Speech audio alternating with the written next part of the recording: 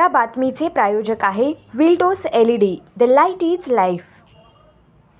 अस्सलाम वालेकुम। मैं आप सबका भाई मुकरी सालार आपके सामने आने की वजह बुधवार के दिन रात में जो मच्छी होटल के पास घटना घड़ी, हाँ घटना घड़ी, ये बात मान्य है। पर मैं यहाँ से एक आह्वान करना चाहता हूँ, पुलिस डिपार्टमेंट हो या मतीन बागवान हो, मैं जब झगड़ा करने आता तो मैं ऐसा नहीं आता था, पहली बात। दूसरी बात, झगड़ा मेरे साथ हुआ, मतीन का बेटा मतीन मेरे ऊपर हाथ उठाया और केस मेरे ऊपर रफीक के ऊपर भी, ठीक है। और मेरे साथ में गली के जो लोग थे उनके साथ में 10-15 के नाम ले रहे, ना मतीन के बेटे का नाम है, ना मतीन की औरत का नाम है, ना किसका नाम है। मतीन बागवान के खुद के घर का अगर फुटेज लेंगे तो पूरी हकीकत मालूम पड़ेगी।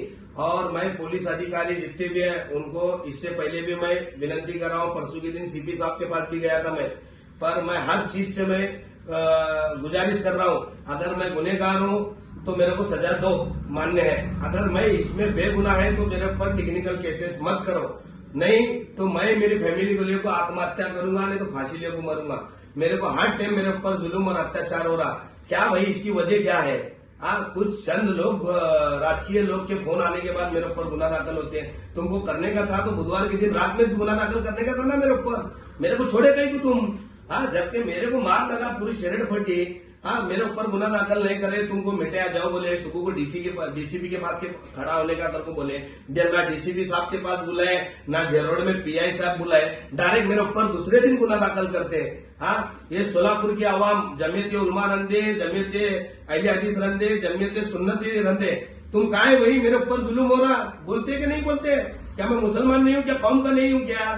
ये मतीन बागवान इसकी ताकत दिखा के मेरे ऊपर खोटी केस कर रहा है, एक औरत को नीच गालियां दे रहा मेरे सामने। मैं वहां प्रभाग से ठहरने वाला हूँ, इलेक्शन में मेरे को जनता बुले बंद में जाने वाला ना, मैं जाने के बाद में मेरे ऊपर इतना अन्याय और अत्याचार हो रहा है, इसका जवाबदार कौन? मैं अभी भी बोल रहा हूँ पुलिस डिपार्टमेंट से, पूरी ये केस की माहिती लो, नहीं तो ये केस के अंदर 2 जान मैं दूंगा। वो रफीक की बहन, वो भी फांसी लेने के तैयार है, मैं भी राकेश तेल डालने के जला के लेने के तैयार हूँ। मैं अभी भी बोल रहा हूँ पुलिस डिपार्टमेंट को ये केस की पूरी माहिती दो, नहीं तो मैं हाई कोर्ट, सुप्रीम कोर्ट तक जाने के लिए तैयार हूँ। मैं मेरे को अन्याय, मेरे ऊपर अन्याय हो रहा, मेरे को इंसाफ होना। हर टाइम तुम टेक्निकल केसेस कर को, अरे जब आदमी एक सुधर रहा तो तुम चांस देते क्या उसको बिगाड़ दे? मैं सुधर रहा ना, 3 साल हुआ मेरे ऊपर केस नहीं है, पुलिस डिपार्टमेंट सोई क्या सिटी में क्या चल रहा समझता नहीं क्या? हर टाइम मेरे ऊपर अत्याचार जुल्म कर रहे हैं। अगर कभी ये केस मेरे ऊपर हुई, मैं और मेरी बीबी, मेरे बच्चे, मैं कमिश्नर ऑफिस में नहीं तो सोलापुर में कहा बोले वहां मैं आत्महत्या करके लूंगा।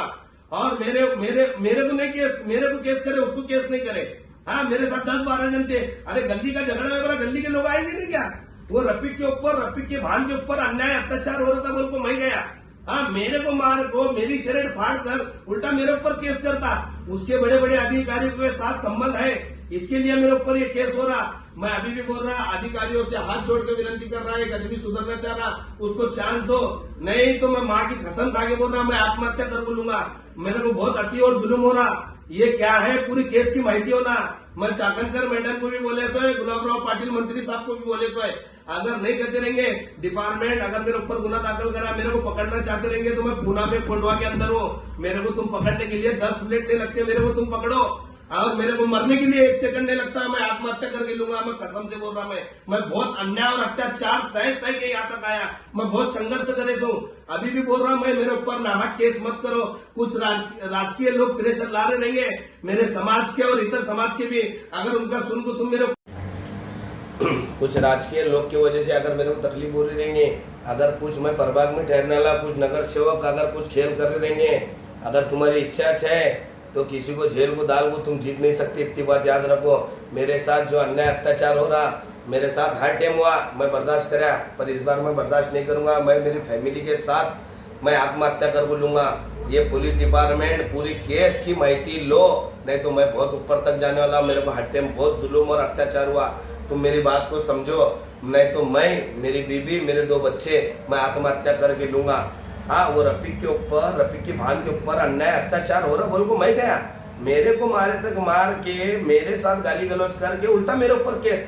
अगर मतीन बागवान उसके बाप की औलाद है तो तेरे घर का फुटेज दे, पूरी हकीकत मालूम पड़ेगी पूरी आवाम को, दूध का दूध, पानी का पानी हुईगा।